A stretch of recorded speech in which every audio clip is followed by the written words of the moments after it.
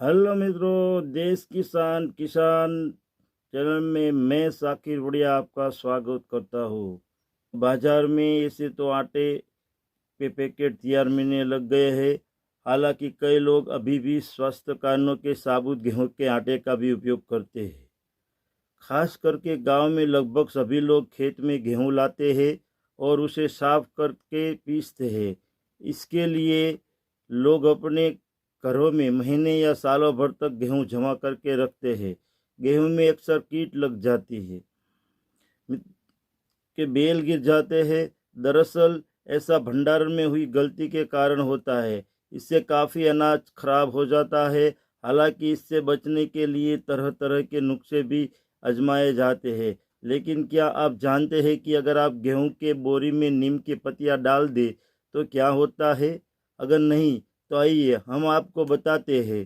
जानकारी के लिए बता दें कि गेहूं से कीट या धूल हटाने के लिए नीम के पत्तियां सबसे अच्छा और असरदार उपाय मानी जाती है। दरअसल नीम की पत्तियां बहुत कड़वी और तेज गंध वाली होती है। इससे कोई भी कीट पतंगा बर्दाश्त नहीं कर सकता है।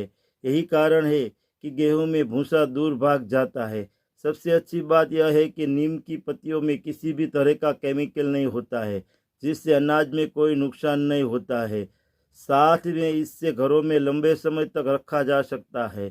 इससे तरह आपके गेहूं के भंडारण में कोई परेशानी नहीं होगी। आइए अब जानते हैं कि इसका उपयोग कैसे करते हैं।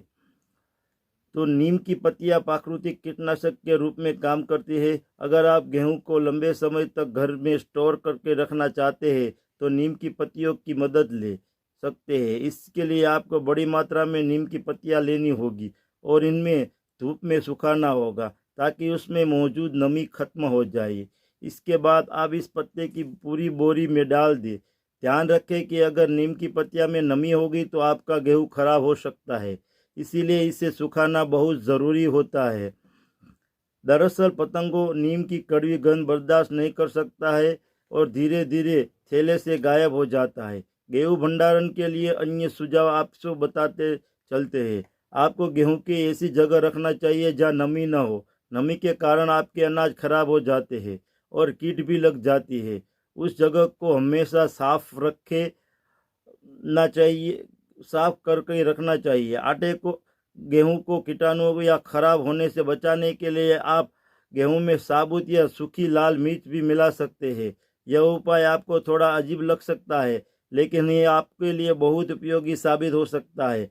आपको इसे ज़रूर आजमाना चाहिए।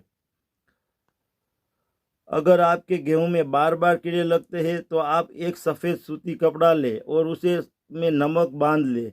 इतना करने से बाद आपको इस पोटली को आटे के कंटेनर में रख देना है। ऐसा करने से आप देखेंगे कि आटे में कीट लगना बंद हो जाएंगे। गेहूं में कीट लगना बंद हो जाएंगे और आप इसे सालों तक इस्तेमाल कर सकते हैं। यह उपाय आपके लिए बहुत उपयोगी साबित हो सकता है।